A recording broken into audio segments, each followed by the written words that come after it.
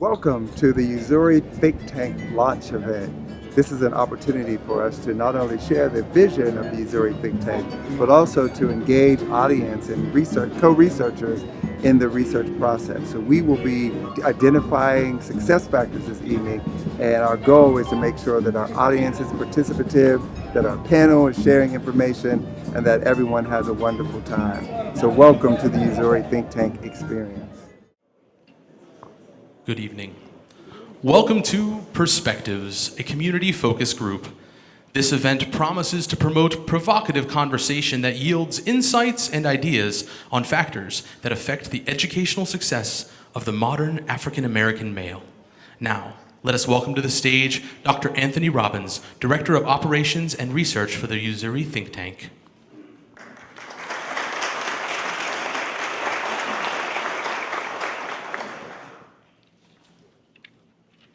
Good evening.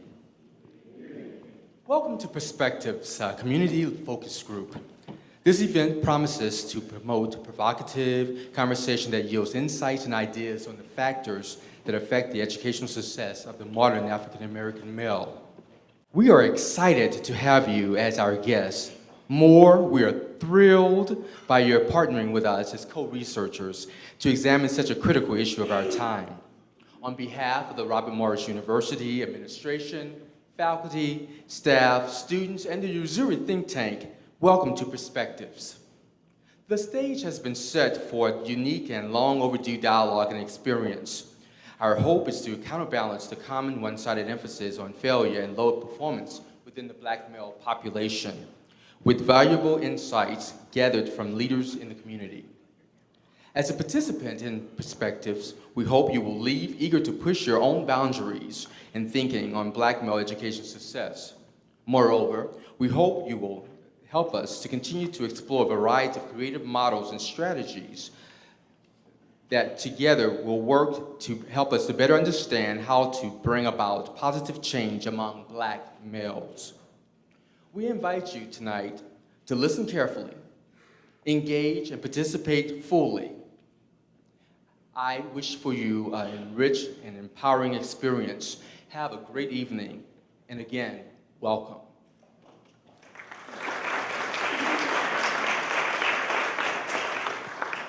Leslie Ezra Smith has been a nationally performing spoken word artist since 2000, performing in local and national venues, national poetry slams, community peace rallies. He has performed with several local theaters, including the Kuntu Repertory Theater, New Horizons Theater, and Pittsburgh Playwrights Theater. Welcome, critically acclaimed artist Leslie Ezra Smith.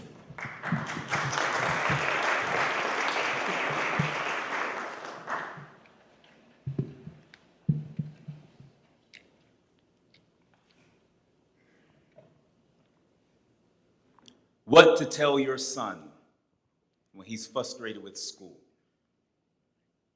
You are the star that you've been seeking in the sky. Yes, you are. You are a true manifestation of the miraculous. You woke up this morning. You made it to another day. Another day is another blessing. Another day is another opportunity for you to shine.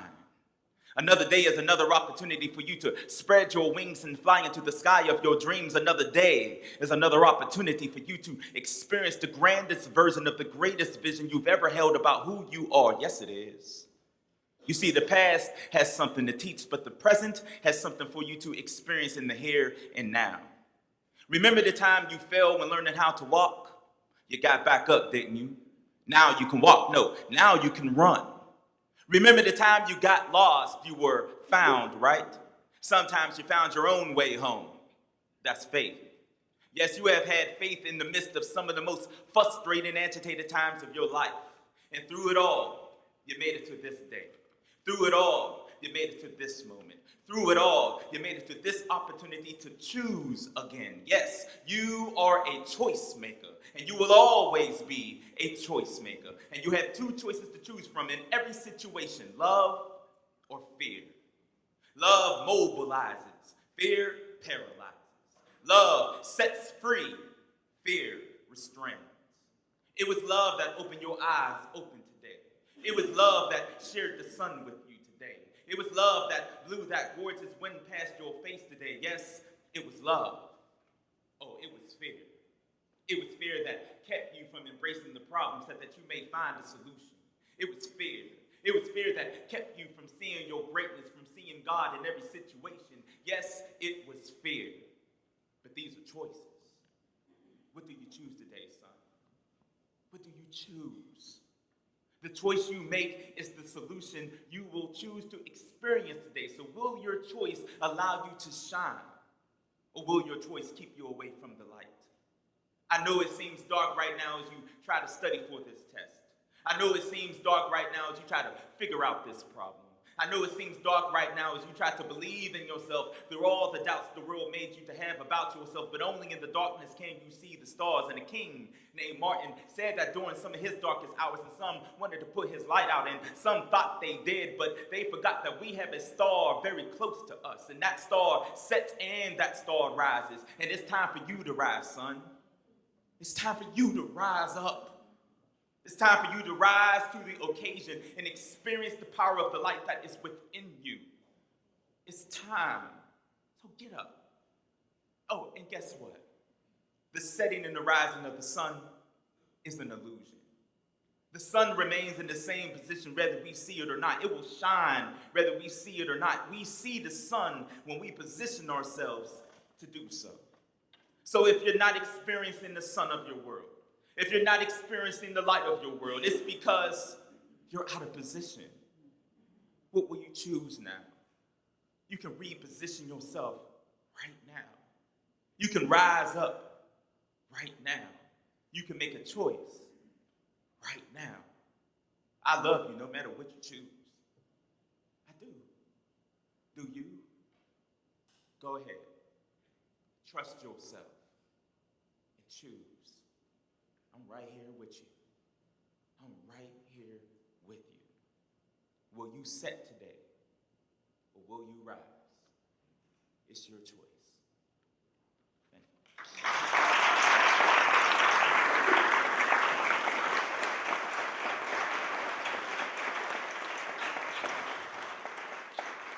Dr. Rex L. Crawley, Assistant Dean of the School of Communications and Information Systems, is the first endowed chair at Robert Morris University.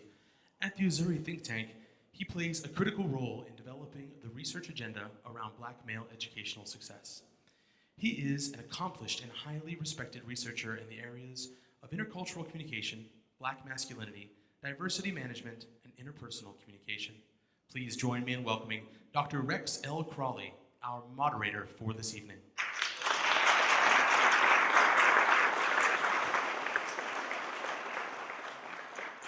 Good evening, ladies and gentlemen, and thank you for those lights because I was really concerned that I could not read my script. Good evening, ladies and gentlemen. We are so excited to have you here. And it is with great pride and excitement that we share with you this, our first research project endeavor. Here at the Uzuri, our goal is to incorporate innovation into research projects in ways that help us gain insight into the lived experience, the academic lived experiences of African American males. Tonight, we invite you into this research experience by allowing you to participate as co-researchers. This is a longitudinal study focused on identifying success factors. The project has an additional goal in that it will allow us to help you set our research agenda for our center. We will be engaged in conversation with some of the best and brightest minds in Pittsburgh.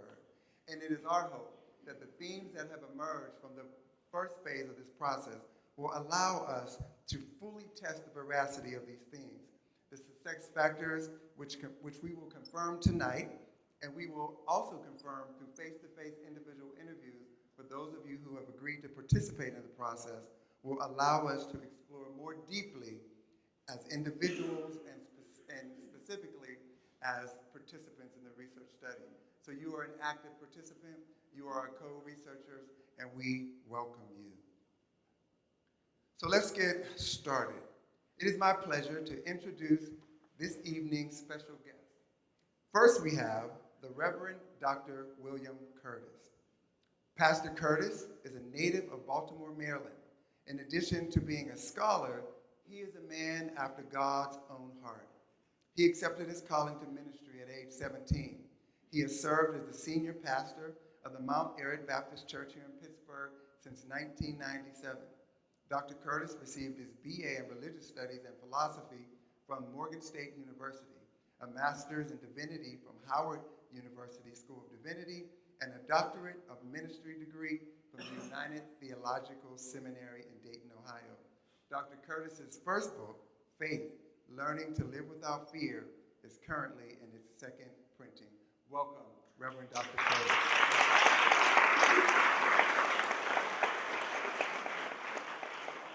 Our next distinguished scholar, Dr. Larry Davis. Dr. Davis is Dean of the School of Social Work at the University of Pittsburgh, where he is the Donald M. Henderson Professor. He is the director and founder of the Center on Race and Social Problems and founder of the journal Race and Social Problems. Dr. Davis received his PhD from the University of Michigan's dual degree program in social work and psychology in 1977. And might I add that he was the first in the nation to receive this dual degree. Yes, worthy of applause. He holds a BS in psychology from Michigan State University, as well as a master's in social work and a master's in psychology from the University of Michigan. He has written, co-authored, and edited 5 books and is the co-author-in-chief of the Encyclopedia of Social Work, the 20th edition. Ladies and gentlemen, the Dr. Larry Davis. And last but far from least is Dr. Alex Johnson.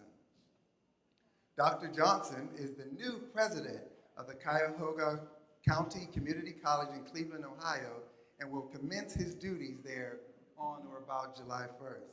Notably, he is the immediate past president of the Community College of Allegheny County, CCAC, where he has done a historic job of focusing on providing affordable access to quality education. Dr. Johnson earned a doctorate degree from the Pennsylvania State University, a master's degree from Lehman College, and his BA from Winston-Salem University. Ladies and gentlemen, Dr. Alex Johnson.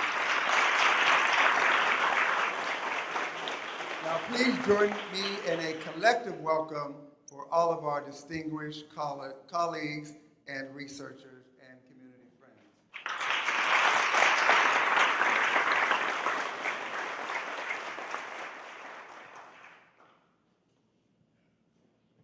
So gentlemen, we get to have fun here, so we want you to relax. And we're really going to engage in the conversation. So to set the stage for our conversation this evening, as you will recall, we had the opportunity to sit down with each of you and interview you personally about your experiences in academia. Phenomenologically, we were interested in allowing you to tell us your own academic success stories in your own words, with emphasis on those points that you found most significant. If you will recall, it was not our intention to lead or guide you in any particular life events. Instead, we were interested in those themes emerging quite naturally. As a result, we have both transcribed and analyzed your interviews. And now we would like to engage in a discussion to help shed light on some of the themes that we thought were essential and recurring across the interviews. Okay? So let's start with Dr. Davis. Okay? And again, the Dean of the School of Social Work at the University of Pittsburgh, founder of the Center on Race and Social Justice, and one of our community's greatest minds and advocates for educational justice. You're from Saginaw, Michigan, where Blacks and Mexicans made up 25% of the city's population when you were growing up. Can you talk to us about your educational experiences, especially as it relates to growing up in a segregated educational system, and how that experience prepared you for a life of the mind? Got an easier question for me? Now, first of all, I want to say I'm very honored to be here. When I realized what this was about, I was surprised that I was invited and pleased that I was invited. So thank you for all for inviting me. It's really an honor to be here. I went to, like most people, I was in a primarily segregated context in my elementary schools. Not primarily, all black schools until the 7th grade. And then it became, more integrated. There were always some Mexicans, which is why I'm very fond of Hispanics. I grew up with Mexican kids. They segregated the blacks and the Mexicans lived together, and the whites lived someplace else. So once I went to junior high, then of course it became about 25% black and Mexican and 75% white, which sort of prepared me, I think, for other universities and other educational experiences, because I wasn't unfamiliar with being outnumbered. It was a very common experience, and so it just seemed to work for me. I never really felt out of place any place. Thank you. And Dr. Curtis, our prognosticator of the gospel, talk to us about life in Baltimore, Grove Park specifically, and tell us about your academic development experiences having grown up in a predominantly black educational community also. Very sheltered. The community was very indigenous, and neighbors took responsibility for each other. So as I shared in the interview, academically, I was awakened by a teenager who was the biggest sister of one of my friends. And Phyllis White had us do her homework for her. And part of that was standing on the front porch while she was babysitting us, making us read out loud, not recognizing that elementary school kids were reading junior high and high school material. So it was pushing us, and we didn't even know it. And that kind of awakened me academically. It didn't work when I first went to undergrad, though. 1.9 grade point average for the first 2 semesters, but God can turn things around. After the break, the discussion continues here on Perspectives.